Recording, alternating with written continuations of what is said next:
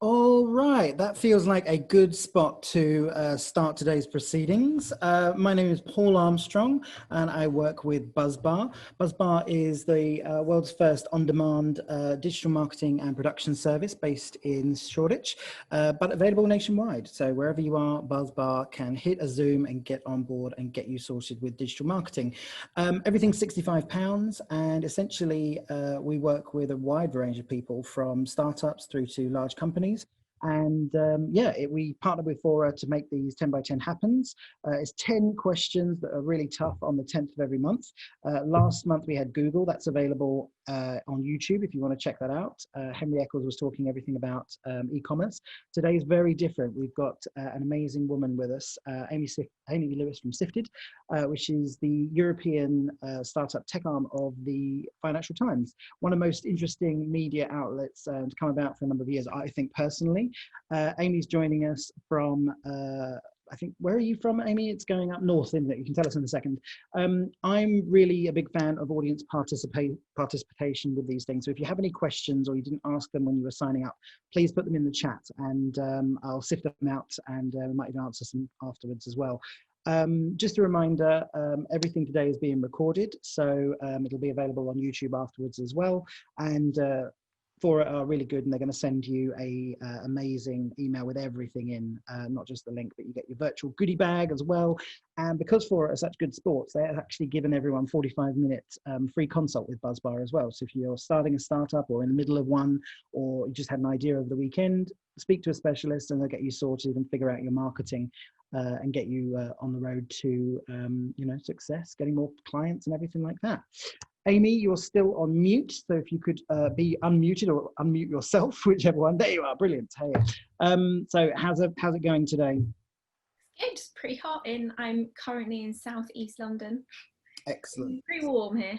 Excellent. Oh, you're not north. Sorry, I thought you were in. I thought we were up north. My bad. Now I'm in Penge. If anyone knows where that is. Hey. Shout out to the Penge Massive, as they say. So you are you're deputy editor at Sifted and that sort of thing. So you are the person to sort of know. You have an amazing background. So you previously worked at It's Nice Like That. You worked for Courier after that, so I'll be asking you a bit about that as well. So you're pretty much in the sort of like cool kids space, really sort of early startups towards like ones that have hundreds of millions of pounds behind them and that sort of stuff. Obviously, what people probably won't know about you is that you've not eaten chocolate in 18 years. Tell people why that is. When I was 11, my dad bet me that I couldn't give it up as a New Year's resolution, and I took the challenge, and it's still ongoing. And no, I never made any money out of that bet because I was 11 and not that savvy. I love it. I still can't believe it's 18 years. That's so impressive. I love it. Okie doke. So we will crack on. We're probably expecting to finish around about 6:45 and that sort of stuff, but feel free to eat and drink as much as you want, guys. Like I said, chat is open, so ask any questions that you want. So we're going to talk about startups today for a lot of it, but I'm going to bounce around to some important topics, I think, that are hitting the not just pages of Sifted, but sort of the wider consciousness in general. Let's start with startups though, and that sort of thing. How are we doing? London saw 33 pre-seed people snag about 57 million in July. Series A got about the same amount of people, but the Series B saw 191 million. And Series C, obviously, they usually get the larger slice of the pie. So they got 707 million. So overall, it's up month over month and 168 year. But a lot of startups out there are crying sort of like foul and saying we don't have the money and, everything else is, there. What's the biggest sort of issue at the moment that you're sort of seeing? Sort of tech hub shut and that sort of stuff. What are you hearing and seeing from the front lines? So I think when COVID first hit, everyone was really, no one, VCs included, sort of had no clue what was going on with going to happen with funding. An important thing I think people don't often think about is that VCs have investors too, and they don't necessarily always have their kind of fund in the bank. So they'll have been hearing from their investors, some of them, especially ones who have like family offices or backers, maybe strategic backers who were more involved in industries that were hit by COVID, kind of like, whoa, can you put a pause on investments? We don't, you know, don't get too excited until we kind of see how the land lies. So some VCs were saying they were like open for business when they're actually not. Other VCs were open for business, but what they were actually doing was doing what they call kind of like portfolio crisis management, where they were just spending weeks checking in with their current portfolio to see how badly they were affected. And then some of those investors will have had to put more money into companies they were already invested in to kind of keep them going, that they weren't anticipating pre-COVID. So that has had a knock-on effect. But then you have had lots of these rounds announced. What's interesting to know is how many of them, and this isn't totally clear yet, how many of them were in the works pre-COVID, how many have actually happened like during this whole time. So that would mean that all of their meetings, etc., have happened online, and which ones were actually follow-on rounds, so investors reinvesting to kind of keep those companies going. So I think actually more towards the end of this year is when the picture will become a bit more nuanced, because, you know, we'll see who really has been investing and looking into new deals during this time. So that's kind of how I see it in Europe at the moment. And pitch-wise, we'll talk about pitching Sifted a little bit later probably, but pitch-wise, are you busier than ever? Is it like bullshit pitches, or what is it sort of? So it's August, which means that the whole of Europe go on nice long holidays. So my inbox is quite delightfully quiet as far as it goes at the moment. Over the past few months, it's been through phases. There was the phase of, here's what our startup is doing to help save the world at the moment. Here's all the freebies we're offering to the NHS or to, like, you know, startups who are suffering, whatever. That was like a phase.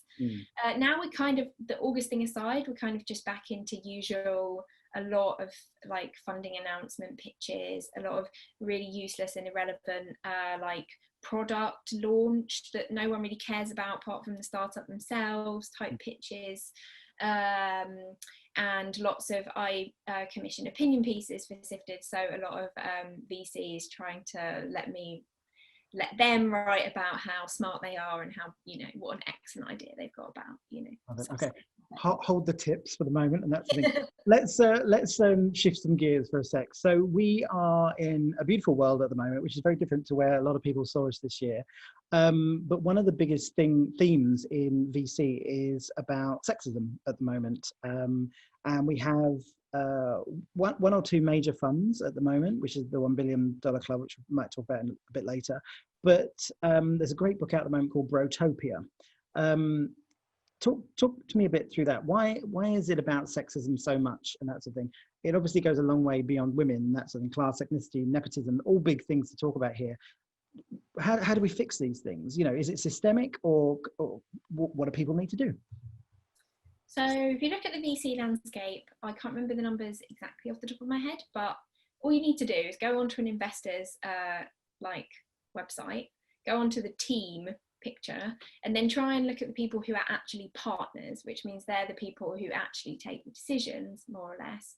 And a very, very unfortunate number of times you will see that they are all white blokes. That's what it looks like. That is the situation. I think it's not as simple as just saying the problem will be solved by getting lots of women in, because in reality, when you look at funds that are bringing in women, and there's also a kind of like an experience thing, that if this has been a problem for a while, it will take some time for the women to kind of have enough experience to move up to the partner stage. Too often those women are basically just as privileged as the men, they just happen to be women. So I think that's where the conversation needs to be. And the reason this is important isn't just a diversity tick box exercise, it looks good for marketing, which it does. It's also because investors are the people with the power to put the money into companies, and if those investors' hobbies are just like riding their Peloton and hanging out at Soho House, then a certain kind of business is always going to get the investment. So that's why having investors with a very diverse range of backgrounds, whether that's an ethnicity or gender, or whether they're working class or whether they're LGBTQ, is important. In terms of how we actually make that happen, I think it's VC is quite a nepotistic land, so, but also it's quite a kind of closed circle. It's one of those industries where a lot of people want to get in, which means that sometimes funds are, I think, wary of publicly advertising jobs because they'll know they get this kind of stream of applications. So I think kind of opening it up, whether it's training programs or some of the excellent kind of included VC and diversity VC run kind of training schemes for wannabe VCs with a focus on diversity, just finding different ways to gradually move kind of different people into it, I think is the key.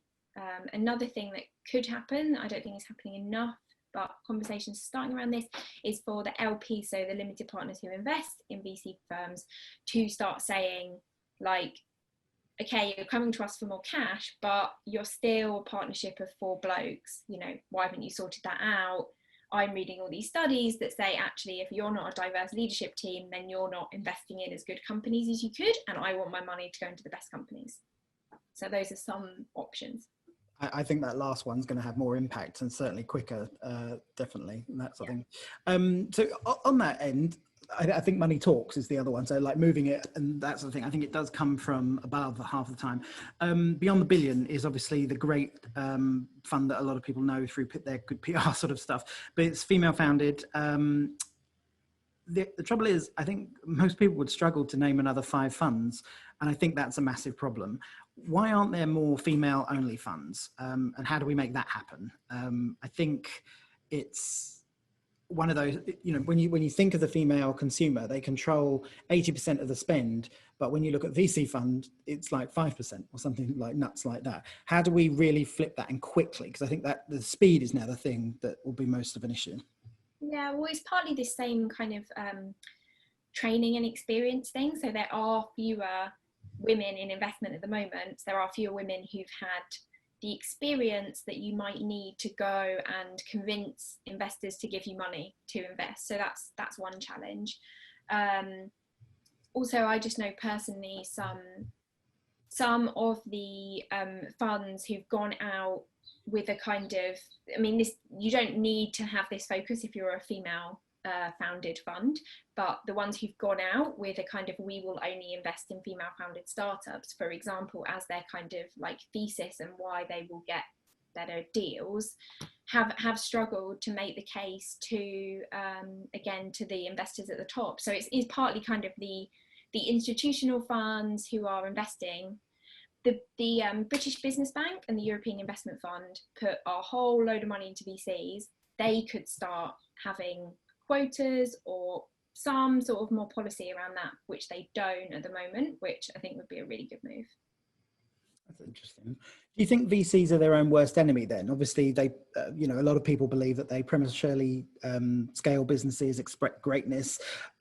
Is the process the problem, or is it something else? I mean, the VC game is the VC game, right? Like the whole model is like premised on growing companies really fast, so they grow faster than the competition, so they capture market share.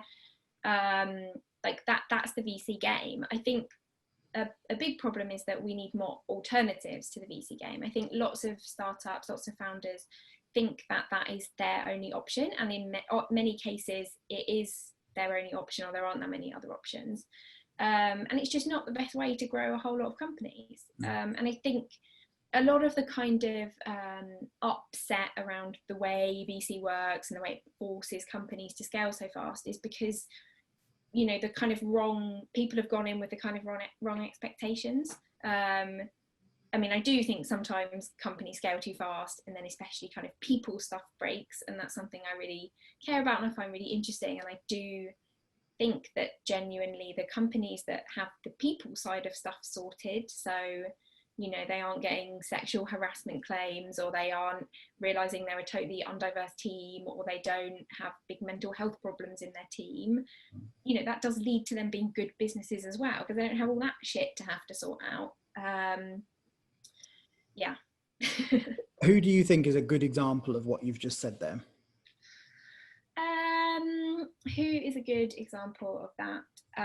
Disclaimer, I have some friends who run a company called Fair Will, which is an online will writing kind of death tech industry, and they've just had some brilliant advisors right from the start. They had a VC firm called Kindred who invested in them at their Series A, I think, and they just had some brilliant people advice from a woman called Michelle Kennedy right from the start. And I think they're now in a place where, because they've been focusing on it earlier than a lot of companies, sure, they've had their like ups and downs and wobbles and things, but they're now at Series B and people really want to work for them. They've got, you know, and so I think that puts them on a really good footing for now, the kind of growth that they want to see. They haven't reached that phase, and now they're kind of like, oh God, you know, how do we sort this out? Other companies like Go Cardless, I think, has, you know, people really respect how that company functions. It's been around for a while. You know, you just have a read of their Medium posts, meet people from their team, and you kind of get a sense that like this is an organization that's really evolved over time, and it really cares about those kind of things, which make a really big difference to the people who work there, and then that has an impact on how other company as a whole does. Okay, flip it. You've got to give me 3 ones that aren't good. 3 ones that aren't good. I think the stories are out there about places like Revolut or places like Culture Trip. I mean, Revolut's been on a kind of journey to try and figure this out. I don't have as good contacts as I did once there, so I don't really know what the situation is now. But you know, that in itself is a reason not to get yourself in that state, because suddenly Revolut will always be, for everything else that it is, the fintech that has culture issues. You know, Monzo doesn't have that reputation. You know, it has other things people will like take uppance with Monzo, but Revolut is the one that's like, oh, are they horrible to their employees? That will always be in people's mind, and that's like irreparable damage as far as I see it. It's so true. It's so quick to be done, isn't it? And it's so hard to undo it and that sort of stuff.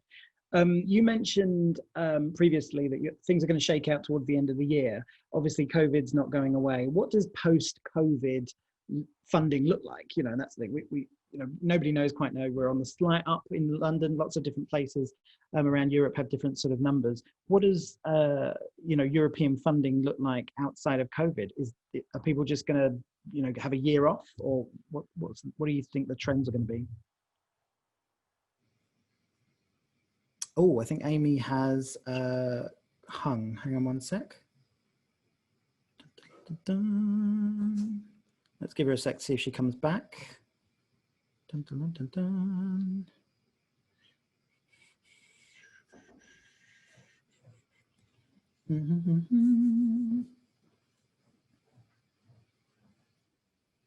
Okay, Amy will probably come back on for us. But until that time, let me tell you a bit more about the extra bits, if that makes sense. So tomorrow, you'll probably get an email from Fora, which is going to explain key points from this morning. We'll upload it to YouTube as well, so you get all of that good stuff from that. But you'll also get a link to the virtual goodie bag, which has stuff from Black and Bloom, which make amazing, beautiful lunchboxes. You get a free sample of Motion Nutrition. So if you're into nootropics and sort of mental acuity, that's going to be much more sort of useful for when you're there in the mornings, and also getting to sleep, which is very important during these hot ones. I think we've got Amy back now, so we'll catch on that. But there's also stuff for Wired. Obviously, you get your 45 minutes free at Buzzbar as well. Amy, you're back. Can you hear me? Is everything good? Sorry, I'm hotspotting. Hopefully that will be better. No worries. It's on fire. You asked me about post-COVID funding. That's the one. Brilliant. So at the moment, everyone is obviously very excited about health tech. They're very excited about future of work.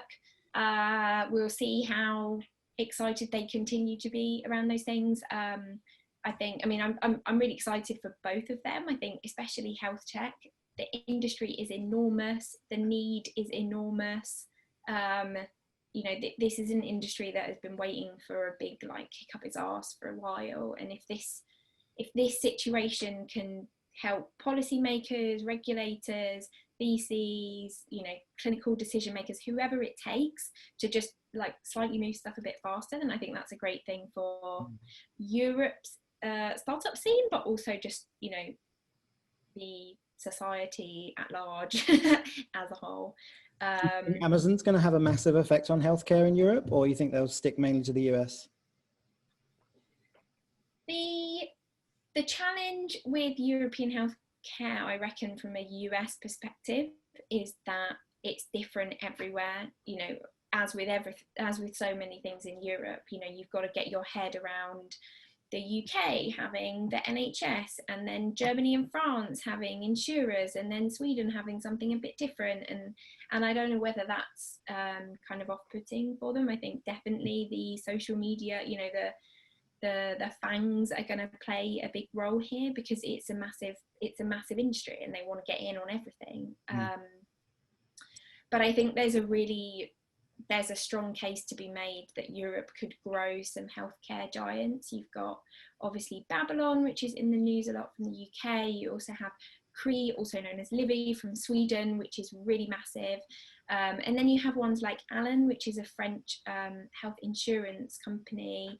Ada, which is based in Germany. Like, they're all actually, on the surface they might seem really similar. They're all kind of taking different approaches, but their end goal is all to become like the one-stop shop for your like digital healthcare needs, which is obviously a like ridiculous and audacious goal, but they're all trucking along quite nicely to get there. So there's like really exciting stuff, and that's just on the kind of doctor patient side of things. And there's a whole load of stuff on femtech and medical imagery and mental health, and you know, it's a vast space, and there's loads of exciting stuff happening here. Interesting. Okay, let us talk. Transport. We wanted to talk about that, didn't we? Really big industry, and area that you're interested in. Tell us what the landscape's like right now, because most people don't realize how sexy transport can be, certainly during, as we're finding out, during COVID. So give us sort of A, why you're interested, and B, like, where's it going, what's happening, and what should people know about it?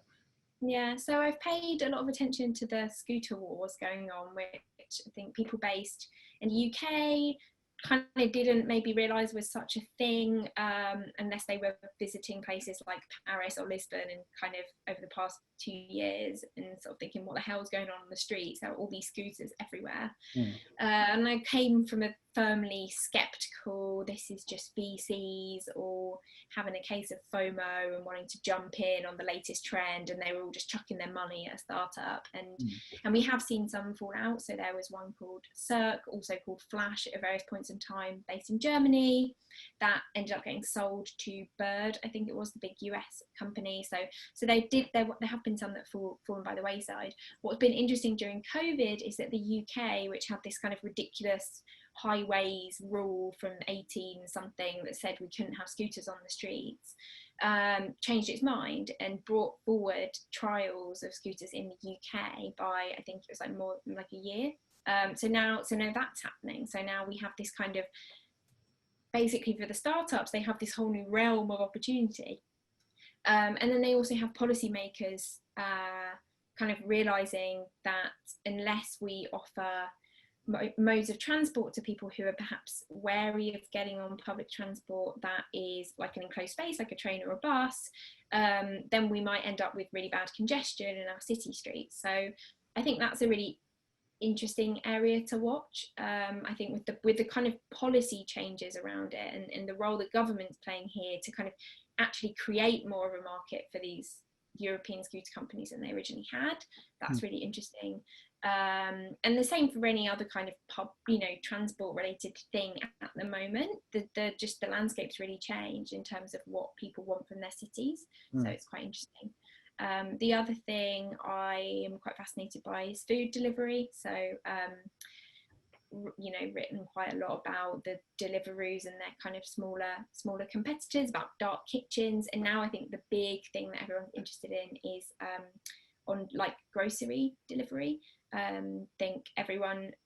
People knew this already, that kind of online grocery delivery is really behind in most places. The UK is the most like advanced European landscape for it. And then people couldn't get their Sainsbury's order, or they couldn't get a slot with Tesco's or whatever, and now everyone's personally felt that There's a lot going on with food delivery companies, but also other startups finding different ways that they can kind of tap into that, because it's groceries, right? That's an enormous market. We all buy food to eat. Certainly one. I think Amazon is going to be taking a big chunk out as well. Yeah. So everyone who's on has access to the chat. If you can put your questions there, I'm just going to ask Amy the one that I think a lot of people are on to sign up for, rather. The reason why they signed up is excuse me, talk to me about Sifted and where you've been, where you're going, and most importantly, how do people pitch you and not piss you off? Yeah, so Sifted was launched about 2 years ago now. I joined as employee number one, the lonely old soul who was, so Sifted is backed by the Financial Times. They're an investor in us, but we are a separate company. But they lent us some desk space. So there I was on my first day, just alone in a sad old corner of the FT that no one else wanted. And now we have a team of about 20 plus. We have reporters all around Europe. And then we cover startups in tech, and it's great. So the journey I've been on is joining as a reporter. Now I'm deputy editor, seeing it kind of grow, and people, you know, actually know who we are all around Europe, which is very exciting. In terms of how to pitch to us, we recently wrote a piece on this because we got so fed up of people not doing it, not really understanding how it worked. I mean, everyone has their personal interests on the team. I write a lot about VC. I write a lot about, as I've said, kind of mobility, also dabble in health tech, write a lot about the people side of things. As I said, I think that's the biggest challenge for so many startups, is how not to just break your team as you scale. I think that's way more challenging than raising money or picking which market to expand to. Like, the people thing is what occupies most of a founder's brain, I think, or should do at least. So I'm your woman for that stuff. Other people on my team are for other things. So the first thing is really just to do your research before you pitch any journalist. I get a lot of pitches about US based companies. We write about Europe. That should be pretty obvious that that's not what you do. Then there's a challenge that we do want to write about startups of all different sizes, but the reality is that our readers will click on a story that has Monzo or Revolut in the headline a whole lot more than they will click on a lot of other things. There are other things that are popular too, but you know, some things are just going to drive traffic to our site, which we obviously need. If you are a small company and you want to get press attention, I think a really good thing to do is to tie yourself into a wider trend. So, okay, you are like a femtech app and you've only been going for like a year, but there's a whole bunch of other companies that are tackling the same thing. Maybe it's like male fertility, which is kind of interesting because people don't talk about that so much. They always think about female fertility. So if you can get in touch with a journalist, do their homework for them. So be like, hey, we're this company, quick bit on what we're doing. And then like, did you know, here are a whole bunch of interesting stats with links. So I know that they're, you know, not making them up, they're from reports.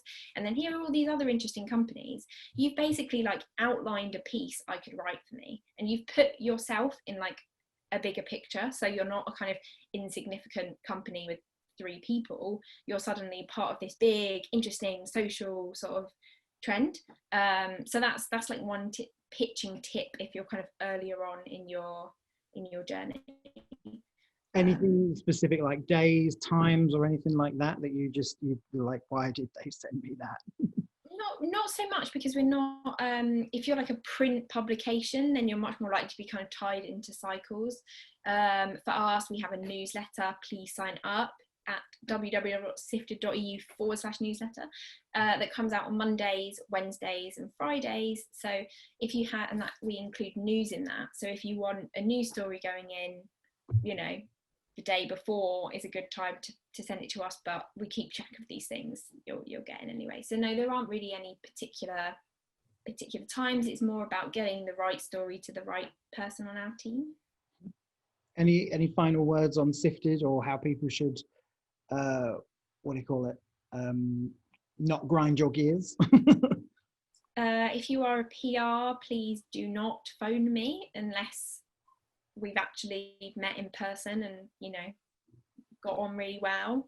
Oh. If I haven't read your email, if I haven't replied to your email, it's probably because it's not very interesting and you calling me, it's just going to piss me off, so don't do that.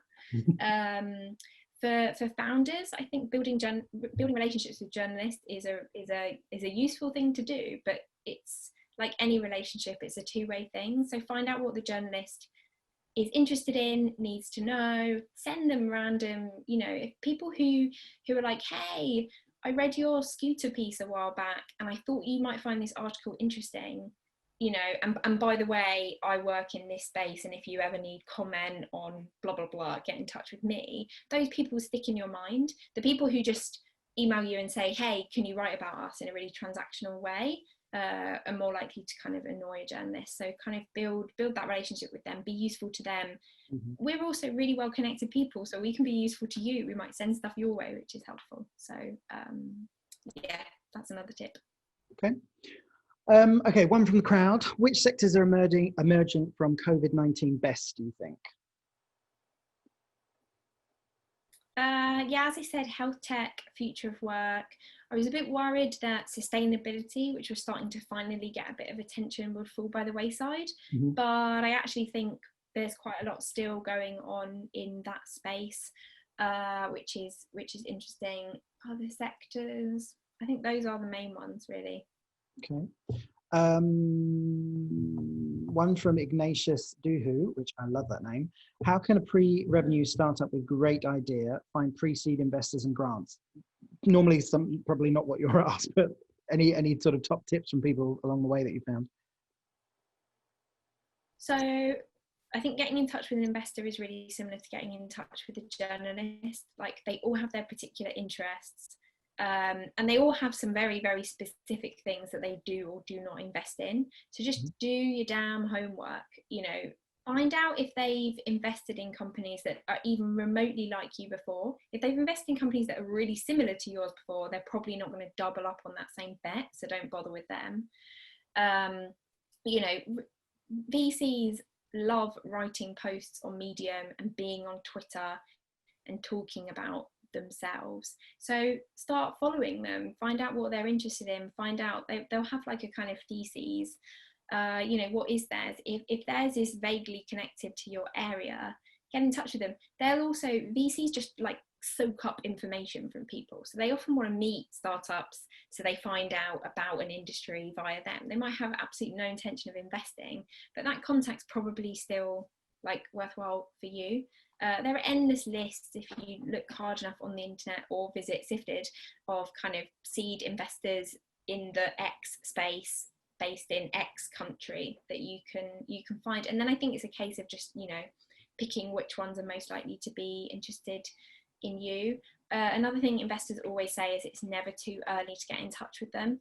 They're not going to meet you realistically.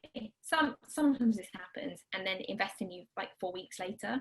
They're going to want to have met you like 6 months or even like a year ago and be following your progress and see that you've achieved so much more than they thought you would achieve in that time, and that's and they've seen you go through X hurdle and you've impressed them in that way. So also kind of just try and buy them a coffee as early as you can. One final question, and then we'll wrap things up. When you think of the startup narrative that we've described today and that sort of thing, 5, maybe 10 years ago, startups were the darlings, right? They were media, everybody loved them, and that's the thing. We're now going through a period where a lot of them are distrusted, not seen as an ally, and sort of generally not necessarily always on the up and up with our things like privacy and that sort of thing. Where are we going next? Are we going? Is it cyclical? I don't think it's necessarily cyclical, but I don't think it's spiral either, and that's the thing. Where do you see we are, and where are we going? I think there's a difference in the kind of public narrative between tech in general and startups. And I say tech is definitely on a down. Kind of people see the Facebooks and the Amazons and the as kind of some people see them as like they're a bit evil, or like they've got too big for their own good. And then there are the more like still in the kind of startup world who were darlings, like Amondo is a good example of that, and now are kind of big enough and in the public attention enough that, you know, the big newspapers write about them and things, and they're having some challenges with fundraising or with all sorts of things, and then they kind of, I think that there's a challenge when startups enter the kind of big world, because the kind of rules of the startup world around, oh, you don't actually have to really make any money for a while, for example, don't quite make sense in the real world. We can talk about whether that's a good thing or a bad thing, and whether startups shouldn't exist in such a bubble. But I think that can be like a difficult transition to make, to kind of explain to people, you know, like why your business works in the way it does. For more kind of early stage startups, I don't know, maybe it's just the position I'm in, but I see them as a kind of thoroughly positive, not thoroughly positive, but like, you know, that these are people who are coming up with the next brilliant ideas, and that's fascinating, and it's in all different sectors, and it impacts our lives. You know, like Deliveroo was a startup once, and now, you know, that's a thing like in the world that people use. So I hope people still see kind of tech entrepreneurship and the ideas and the solutions that come out of that as a good thing to be around. But it's obviously an industry that needs to sort out a lot of the challenges that it has at the same time. Okay. One final thing that you want to get off your chest about Sifted, or in general about anything that we haven't covered? I mean, aside from, please do sign up to Sifted. Let me know what you think. You can get in touch with me. I'm amy@sifted.eu. I take commissions for opinion pieces, so let me know if you're interested in writing something, especially if it's a bit controversial. That's great. Get in touch. But yeah, that's the main thing from me. Okay, brilliant. Okay, I'm going to close out with a quick fire round with you, which I haven't told you about, but it's painless, trust me. And then after that, stick around and I'll give you a bit more information, including the next 10 by 10, which is obviously on the 10th of September. All right, are you ready for the thrilling quick fire round, which I hope the camera will keep up with? I'm ready. Okay, we've only got a minute, so it'll be good. Okay, stand up or sit down meeting? Sit down. Best meal you ever had? Oh God, way too many. Probably some Middle Eastern. Who will be the best place to work for in 10 years? Facebook, Google, Apple, or Amazon? Don't know, Google. You've got 10 minutes free. What are you doing? Cooking. Apart from reading Sifted, what's the best bit of advice everyone should implement today? Look after your people. What's the biggest issue your business has right now?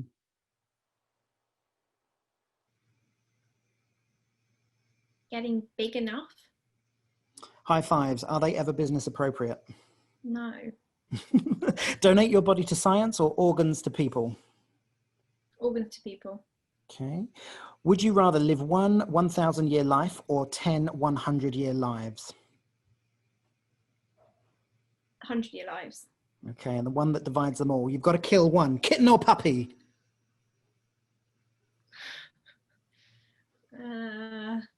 Kitten. Kitten. All right, that was 1 minute quickfire with Amy Lewin. Thank you ever so much for all of your answers today. Absolutely bang on brain of everything. Really appreciate it. If you want more from Amy, she's given you her email. She tells you where she writes for. She tells you how to get in touch with her, and she tells you what not to do as well. Please join me in a one person round of applause for Amy. Hopefully that will all be cacophony around the world. Stay on for 1 more minute just to sort of listen who's going to be next. So obviously on the 10th, it's going to be 10 extra questions with the force, I think would be a good word to describe him. Michael Axton Smith, he is an OBE. He's the CEO of Calm. He also set up Moshi Monsters, Firebox. The man knows cool kids and Calm like nobody else I won't know, and that sort of stuff. So see you on the 10th for 10 questions with him. Trust me, it will be explosive based on what he wants to talk about. Also, expect an email from Fora tomorrow with the link to the goodie bag, link to sign up. You get, if you're on this one, you get the first pip at coming to the next one. And yeah, please forward it along to people booking the place. Amy, been absolute pleasure. Thank you for your time. Fora, again, if you're looking for a luxury co-working space, I can't recommend the aircon enough. And again, 45 minutes free coming from Buzzbar as well. Look out for that in the email. If we can help you with digital marketing, we absolutely will. Amy, thank you for your time. Have a good evening, everybody. Continue staying cool and drinking lots of water. Have a good evening.